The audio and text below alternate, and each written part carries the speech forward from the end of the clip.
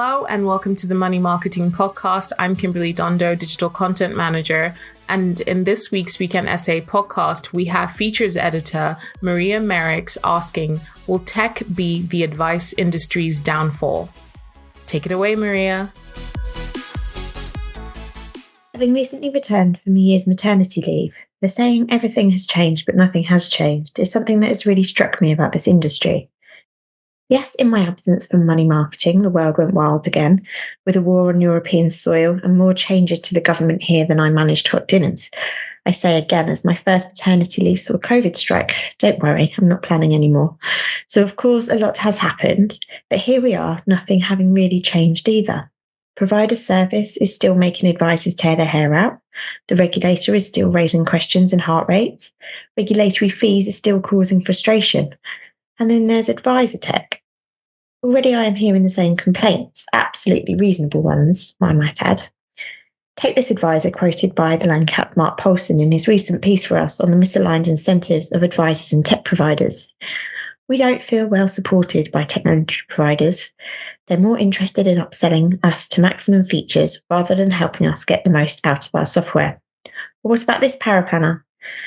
There is a massive gap in the skill set required for IT implementations. Professional bodies need to start recognising this and help individuals learn the necessary skills. Sound familiar? Probably, because it's the same silly problems. Greedy providers, clunky processes, lack of integration. It feels like the industry is going nowhere when it comes to tech. And it was from this observation my mind went back to a weekend essay from early 2021, which looked to a world in the not too distant future where augmented and virtual reality would play a key role in financial advice. The benefits are clear. VR could catapult clients to their future, helping them visualize with much more clarity what that could look like, what the implications of their decisions today would be. Picture a client meeting taking place on a tropical beach or on a cruise through Scandinavia. The numbers could be run there and then in front of their eyes as to how the financial plan could allow them to retire to this life and when. The scenario would raise considered questions and honest answers about their aspirations. The technology is absolutely available today to be able to put someone through the equivalent of a Christmas carol based on their own life, says FTRC founder Ian McKenna. Just think how effective it would be to show someone two versions of their future life, one with everything planned for and one not so much. As the weekend essay explored, Fidelity Labs, the technology incubator of Fidelity Investments, was one of the first to work out how VR could help clients understand financial concepts and products back in 2018. Dynacron, a US-based IT consulting firm, also launched a VR wealth project in 2019, which helped clients understand the retirement journey by simulating things such as the kind of house they would live in and where they would be able to go on holiday.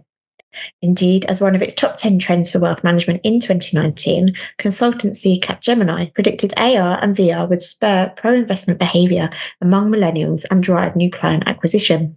So where are we now? Well, you would think COVID might have provided a catalyst for further developments in the world of advice tech.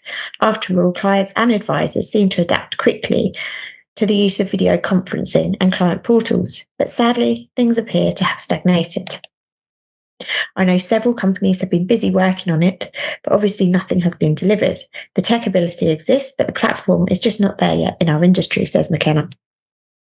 It's a subject on the agenda again as Apple readies the launch of its new AR headset, but at a reported $3,000 a pop. The question is, who could justify that? Even with what I do for a living, I don't think I could, says McKenna, who admits to having an Oculus VR headset, first developed by Meta in 2019, sitting on the side that he has only used once. So if tech guru McKenna isn't using VR regularly, why should we be expecting others to? I'm the first to say I've always been a bit sceptical of the concept. Having mostly linked it to gaming, not my forte, I must admit, it's always seemed gimmicky to me, a novelty.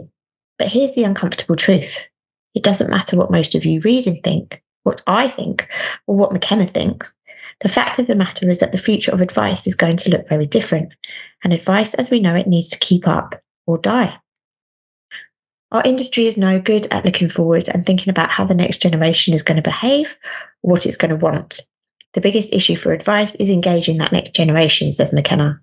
Advice timelines can be debated, but the direction of travel is clear. Advice will not be priced and delivered like it is today. It won't look anything like it does today. There is no denying whoever is going to really change things needs deep pockets. And therein lies another question. How long until big tech makes a serious play in the advice space? How long until Amazon steps up from household insurance offerings into savings and investments? What if Apple, the second biggest payment service provider in the world, comes up with a financial planning tool? Because this isn't just about VR. Indeed, you might think of that as an extreme example of something the industry is falling short on.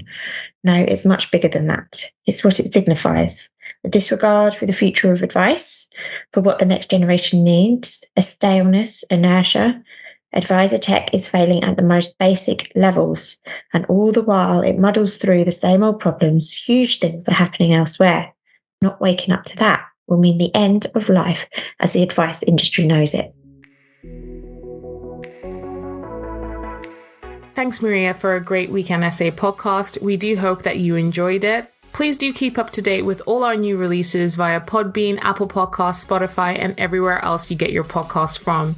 You can also keep up to date with all our new content published on the Money Marketing website, as well as our print edition Money Marketing magazine, so make sure to subscribe. Follow us on Twitter, LinkedIn, Facebook, and Instagram. See you next time.